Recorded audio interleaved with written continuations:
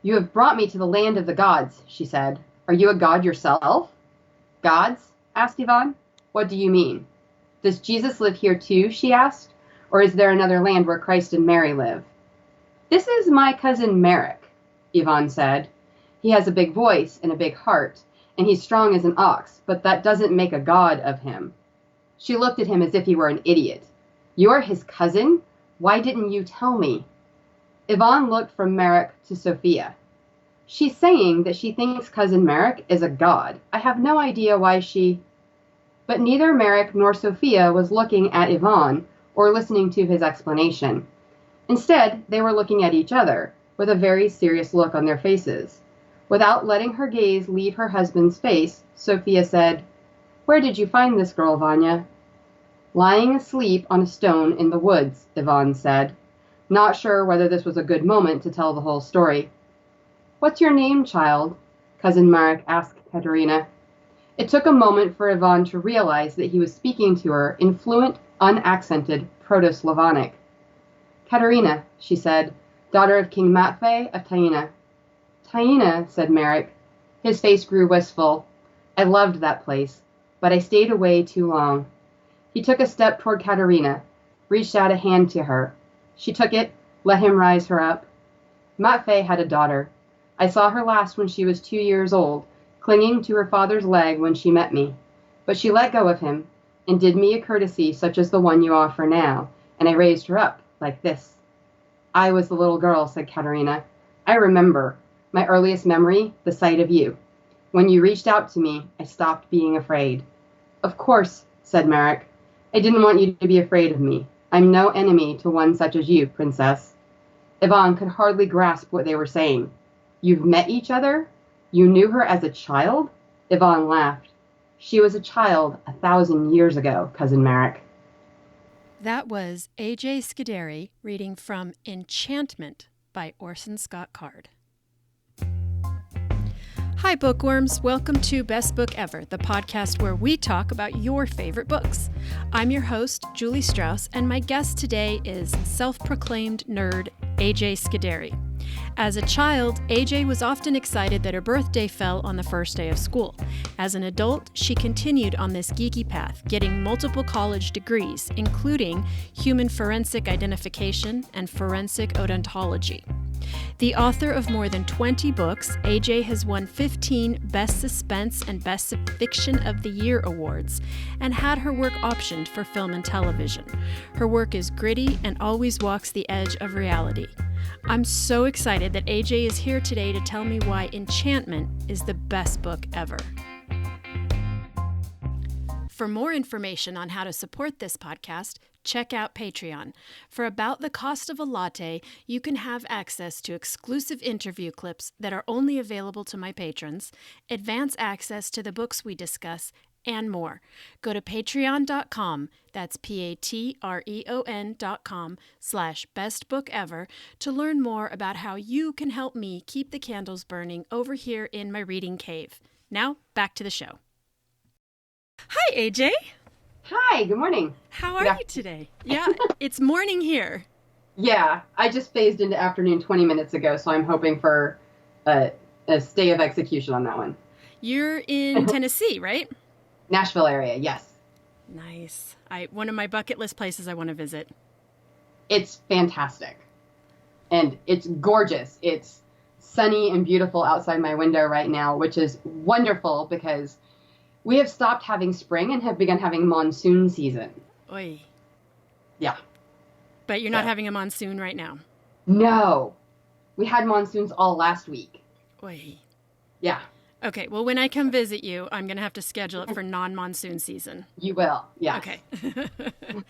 So we know each other because we are co-authors in a shared world called Ticket to True Love, which is a contemporary romance series that is all set in the same fictional town in Pennsylvania. But you do not only write contemporary romance. Tell us a little bit about the different writing that you do.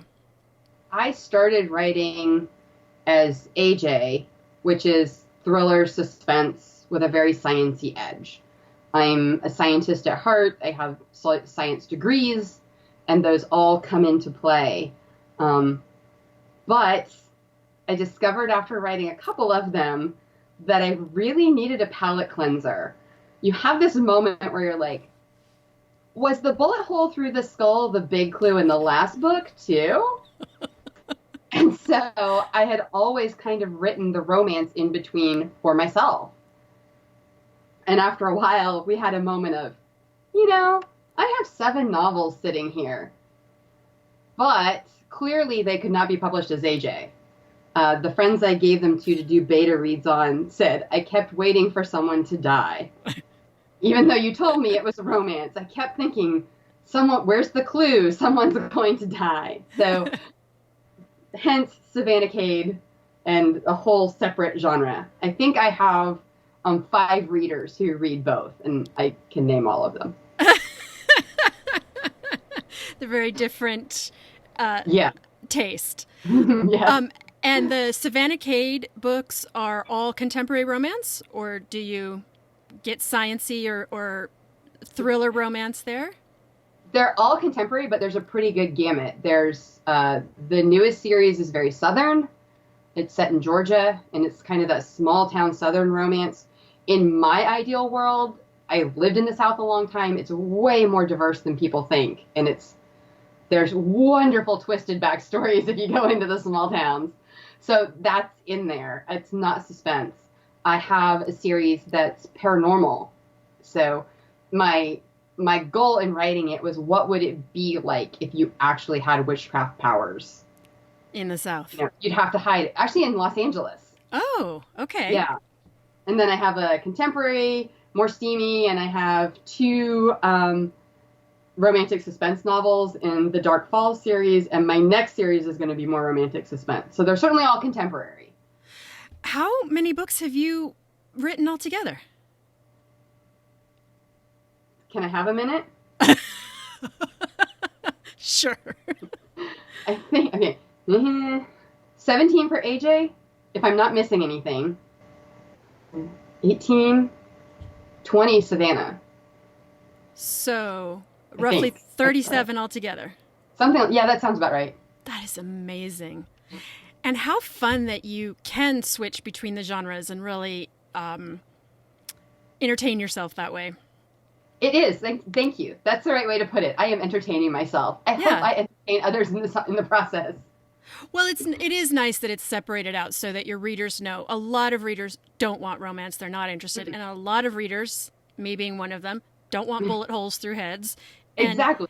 Yeah, so it's great. Then you can you know exactly what you're getting and can go there for that. Yeah, I think there's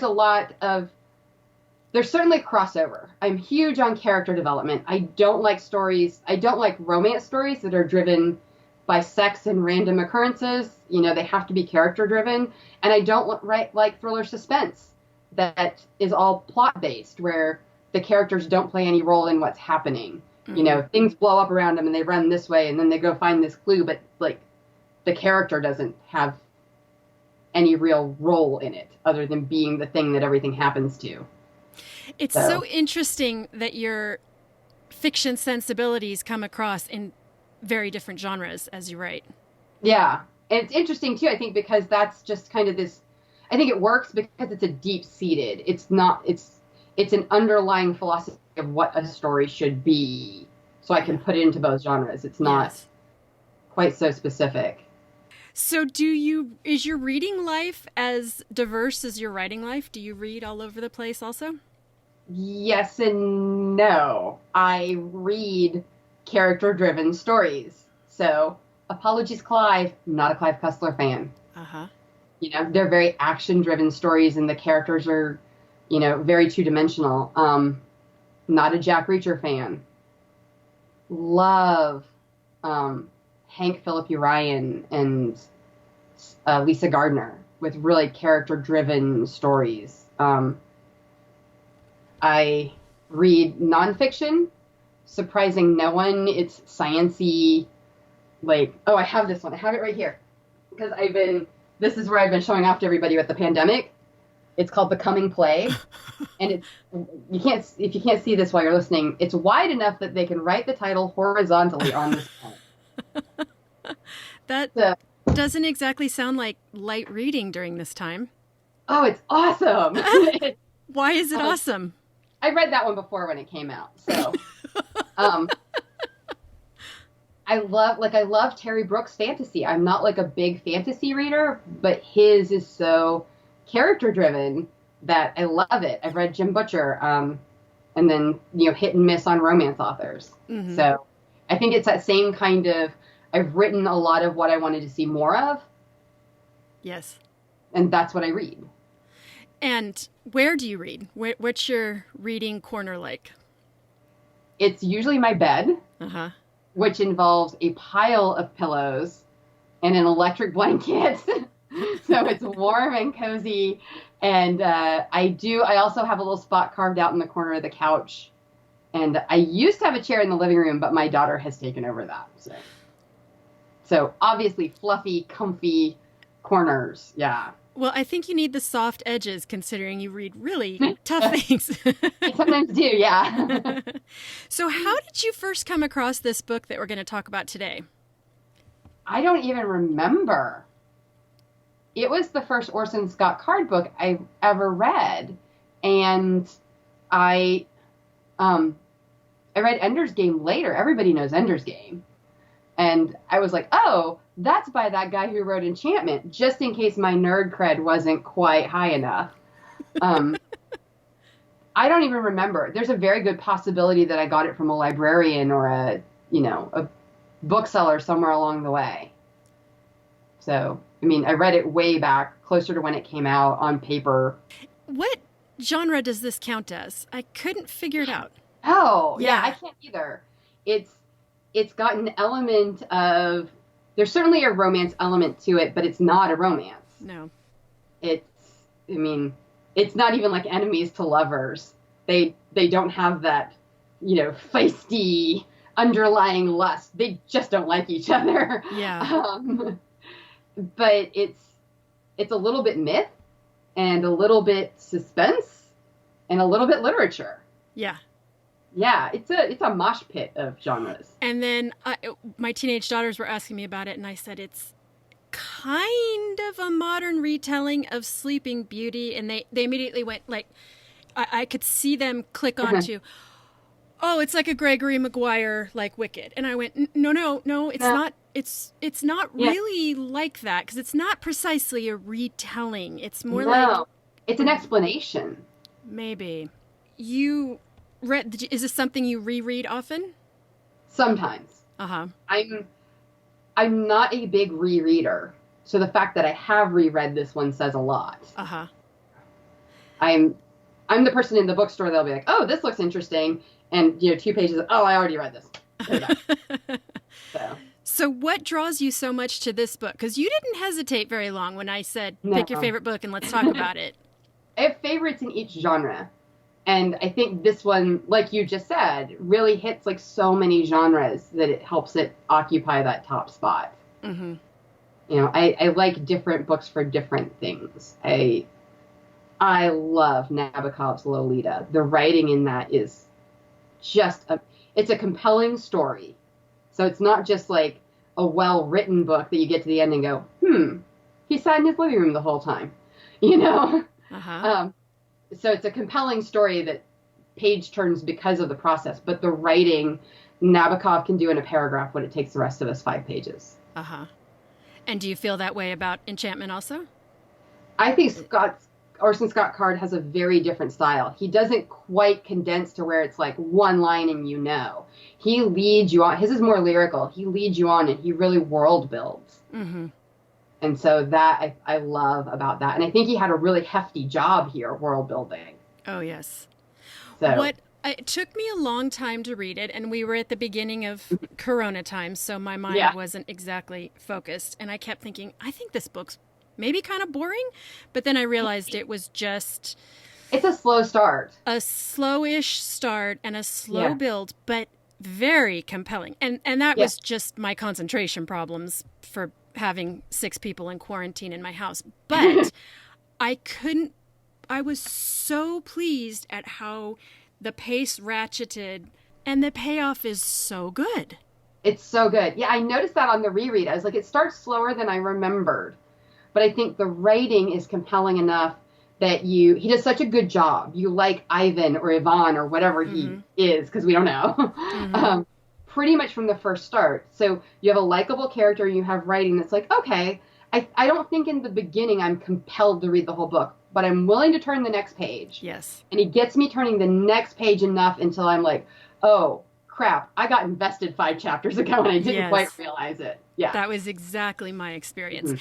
And I really felt like me not being able to figure out what genre it was, I thought that was very deliberate on his part, because I thought, this guy's playing with us. What is happening here? Yeah, and you have no clue in the beginning. With all the little pieces you have, it's so well planned. Yes. And that to me is like the best payoff. Yes. You get to the end and you realize it's a surprise, but you had all the pieces all along. Yes. Almost, and again, another genre, because there's almost a mystery element to it when we see how it all collects at the end. So can you tell our listeners, as best you can, the general plot of this book? So I'll give away some of the beginning. I don't think there's any way to talk about it without giving away some of it, and I did give away some of it in the reading. Ivan is this kid who gets snuck out of Russia on a fake passport as a kid and grows up in America and becomes this scholar. He speaks Proto-Slavonic, which is a completely dead language, because his father is a scholar in that. And he goes back to do his thesis and visits his cousin Merrick from the reading. And he remembers that as a kid, he had found this weird spot in the woods. And when he goes back to the spot, the leaves blow away. And it's a pedestal in the middle of a moat. There's a bear in the moat. And on the pedestal is Sleeping Beauty. And the way it's set up, only he could have saved her. He's a track star, and he speaks the language, and what I love about this book is every time you get one of these pieces where he happens to speak this 1,000-year-old dead tongue, Orson Scott Card does not make it coincidental. There is no other language that Ivan could have spoken as a second language, because it's built into his family history. And in fact, the whole reason it's built into his family history is why he found the spot in the woods in the first place. Yeah. So I love that you get like these little pieces to start with, and they not only connect one way, they connect around the other way as well. So I don't know if that's a good enough. It keeps going from there. It keeps going. It turns out Sleeping Beauty isn't even from Life as We Know It. Yes. So one thing that really tickled me was when he first goes to Sleeping Beauty's world, which, for the record, they don't call her Sleeping Beauty. Never. But, no. The reader has to really grab that. He mentions it a few times. Yeah. But when he first goes to her land, he sort of... It's more complicated than this, but he crosses this bridge, and he loses all of his clothes in the crossing. And he's mortified by his nakedness, and he asks to borrow her gown. She has an extra... Like a cape or something. I don't even know what it was. I don't speak the language. Right. So he walks into this town in her cape, and that is the biggest deal to this town, is that he's wearing women's clothing when he walks in, because his concern is being naked, and their concern. Right. And so I spent a long time going, why are we still talking about him in the dress? Because it kept being a plot point. And what was so fascinating about that was towards the end of the book, that was one of the pieces that connected. This is all about gender. This entire book is about gender roles in mythology and in religion and in society. And it blew me away the way this little bit that I thought, he's really beating this dress thing into the ground. Come on, can we get over? And once because it starts with her telling him, I'm not going to give you this. You can't wear this. Yeah. And he's like, I can't be naked. Yeah. And yeah, you're right. It goes on and on. And she is mortified that the knight who finally saved her is someone who's wearing a woman's dress to cover his nakedness. Uh-huh. The connections then with his mother and his mother's relationship to religion. Yeah, there's nothing in here. There is no character that's random. Right. Because his mother had this very complex relationship. I underlined this thing at the very beginning of her relationship to Judaism. It says, mother showed not a doubt that God really existed. She just wasn't on speaking terms with him, which cracked me up right off the bat. I thought this mom was so funny and complicated. And then this relationship between the women, you know, how... Yeah. What do you think of what was your take on all of the gender roles going on here? I don't even know what he was saying about them so much as he filleted them and held them open to the light. Yes. You know, I didn't really get the feeling that he was trying to make a stance that this is how it should be. But it was very much, this is how it is. And here's where it came down historically and why you might believe that this is really a thing. Yes. But he never concluded you should or shouldn't believe that. Exactly. Yeah, there's so much between the mother and father where the mother is very much like, women pay attention to this and you missed all of it because you're a man. Which, you know, isn't true in every situation, but really does highlight, you know, and I love the idea that there were these Russian immigrants, which is, I would think, fundamentally part of a different part of the story. Yes. But probably not because everything's connected. Yeah. But, you know, when they come to America and they have these different pieces, they still have that kind of old world sensibility that they keep demonstrating to each other. Yes. And what I thought was fascinating, too, was the way all of this religious sensibility, and I would not call this a religious book, but it felt like the author knows a lot about all religions and was able to connect them to sort of a shared historical knowledge that all cultures have, and then develop the fact that there's this town of, how did you pronounce it? Taina? I couldn't figure it out. That's how I said it. Taina. Like I know. I don't speak Proto-Slavonic. The fact that there is this ancient town of Taina that does not exist anymore, and he is trying to explain why it doesn't exist anymore, is fascinating to think of all these cultures that we have lost track of, or that we have absorbed and assume that we know how they work. And we absorbed them piecemeal, which I thought was a really interesting scenario, that we had brought the Christianity, but what he had found was Christianity prior to any previous written records. Yes. And then there's a lot of magic blended in there. There was this moment that I loved in a key battle scene, which I won't spoil, but I will just say this one detail.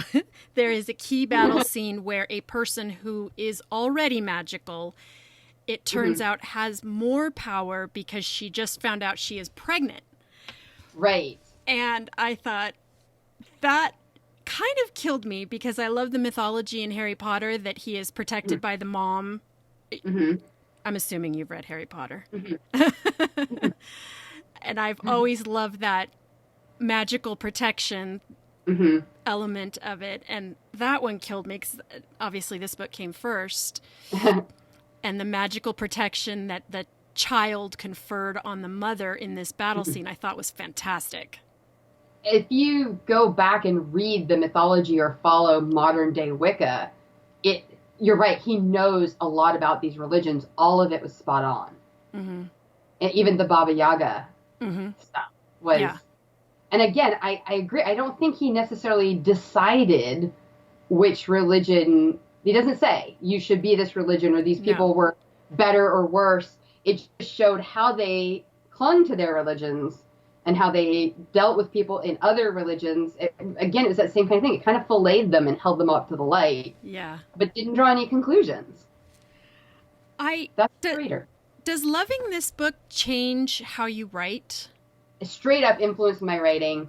I wrote my fourth book I wrote for suspense I specifically gave myself the challenge of writing a book with no deus ex machina. So what is... Okay. Tell our listeners what that means. So that book is Phoenix, and it's about a firefighter, and I wanted nothing to happen to this character that was random or external. Everything that happens to him, he triggered the domino effect that eventually hits him in the end. Can you give us an example of deus ex machina let's say in a popular movie that everybody's seen, or in Harry Potter? I have one. Not Harry Potter. So if anybody's seen Snake Eyes with Nicolas Cage, my husband and I now use the word to be snake-eyed to indicate massive deus ex machina. Uh-huh. So actually it's a very good movie until about 3 minutes before it ends, at which point they're chasing the guy who has stolen the, of course, lovely little velvet bag of diamonds, because all diamond thieves carry their diamonds this way in their hand. Naturally. But Nick Cage and Carla Gugino are chasing him, and they crash through a wall, hit the guy holding the diamonds fly up into the air and fall into Nick Cage's hands. So it's random luck that the wall they crash through has the guy behind it, that the guy is holding the diamonds in the hand, happens to get hit in such a way that he goes flying one way, but the diamonds go straight up, and of course Nick Cage catches them. And it very much reads as though they were making a movie and somebody said, oh crap, we ran out of money. We have 5 more minutes of film. Yeah. I can always tell when I'm doing it when I'm writing and I'm exhausted and I'm like, dang, I just need to get these two to kiss. Someone's about to fall off a ladder. Right. Yes. Into someone else's arms, and I have to always stop myself. Mm-hmm. Yeah. So you wanted to write a novel that had nothing like that. No hand of God. Nope. Controlling anything. So tell us how you did that. So Jason is a firefighter outside of Montgomery, Alabama. He is a firefighter because he was rescued from a fire as a child. He was orphaned in that fire. It turns out the fire was arson, and it was arson specifically to go after his family. So as he goes along, when he discovers this, he actually winds up working for the fire chief who was the firefighter who rescued him. But he winds up working for that fire chief because it's a town one over from where the big fire was. The fire chief is from this town. He's adopted into this town because it's close to where he was. He gravitates toward this man unknowingly for 8 years before he realizes that they were in the same place. He has a new last name because he's been adopted. He is actually also Jason because it's an interesting retelling of Jason and the Argonauts. Oh, wow. So. That sounds fantastic. And I love it when people are like, but do you have this Argonaut? And I'm like, I do. You really did plan it out that way. I planned it, yeah. I went and did a ride along with a fire station, too. And when I had initially plotted the book in my head, they were Dallas Search and Rescue. And when I got done with the ride along, I was like, oh. And now they're small town Alabama. So everything that he finds, every time he makes another step in finding out what happened. So he does, in the beginning of the book, he does this heroic rescue of a puppy out of a burning barn. And of course, people are standing around with their phones and they get pictures, and he becomes this poster boy for the fire station, which his chief then tells him is necessary because the station is getting retooled. They're changing up how they do EMS in the town. And these are all things I learned in my ride-along. These are things that happen to fire stations these days. You know, everybody has to train up if they want to keep their jobs. And he doesn't want to be the golden boy. But as he starts having these nightmares because he did this rescue. And he does the rescue because he was the kid who was in the fire who was rescued. Oh, my God. And so this triggers his nightmare, which leads him to talk to his mother. And when he speaks to his mother, she tells him about how they were advised by the psychologist to leave his trauma behind. That they adopted him when he was 7, and his 4-year-old brother died in the fire. Oy. So, of course, he's now compelled to go find the brother, and there's no death certificate, and I will quit there. Oh, well, it sounds fantastic. I'm going to order this book the second we hang up today. It sounds so good. Now, is this part of a series? Mm-mm. This is a standalone. It's a standalone. I wrote standalones when I started because I didn't want to get pigeonholed. So, like, right now, my best-selling series is the Nightshade Forensic Files, and people who love it get mad. Like, there wasn't enough this in this book. And I'm like, lay off. It comes back. Yeah. Just wait. It'll be there. Let it. But, yeah, so I started writing standalones because I didn't want to become, you know, the vampire thriller author or the, you know, the creepy demon thriller author. So I purposefully hit these very different subgenres of mystery thriller up front. Mm-hmm. So. Well, and a series makes a good case, just as Enchantment does, for the slow burn, for giving yourself time to dig in.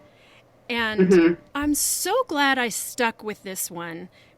And I'm inevitably glad I stick with series because I tend to be a very judgy reader in that I'll get a 50 pages and I go, it's not for me. And I have no problem setting it aside. And I'm so glad I didn't set this one aside because it really rewards the investment. I think being older and being from a time period where there weren't as many books available and publishers pushed things, I think people were more likely to pick it up. I think it has a little bit of an old style. I agree. You know, now with the need to grab a reader in the first 50 pages because there's plenty other places they can go, even for free. Yes. That, you know, I think it played to that a little bit, and it has that feel. Yeah. I'm tempted when I've been telling people about it to call Enchantment a fantasy because I know that when people hear the word fantasy, they expect a volume, and but then I'm afraid to call it fantasy because it's sort of, but not There's really. No real right. There's no real magical hand parts. Yeah. Yeah. So it's a challenge to describe it, but the only way I would describe it is just go in with that expectation and just go with it. Because if you go with it, you're really rewarded. Yeah. And I love that he blended actual magic and the idea that it was still available then with modern day science. Yes. That looks like magic 1,000 years ago. Right. It was so well put together. The way she's blown away, the person who comes from the old times and is blown away by the light turning on and off. And he's trying to explain the difference between a tool and magic, and which was the same thing she had been doing for him. Like, these things that are impressing you are not, they're just, that's how we live. Right. It's just magic. You guess the guy and he does the thing. Yeah, that's the way it is. Yeah. Well, what are you reading right now? Are you in the middle of anything at the moment? Yeah, I just started Hank Phillipi Ryan's Murder List.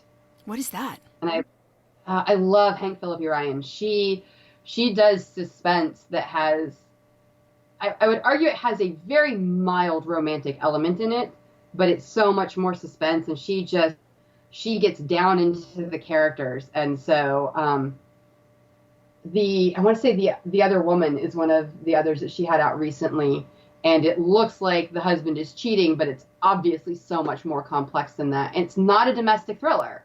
It's a thriller.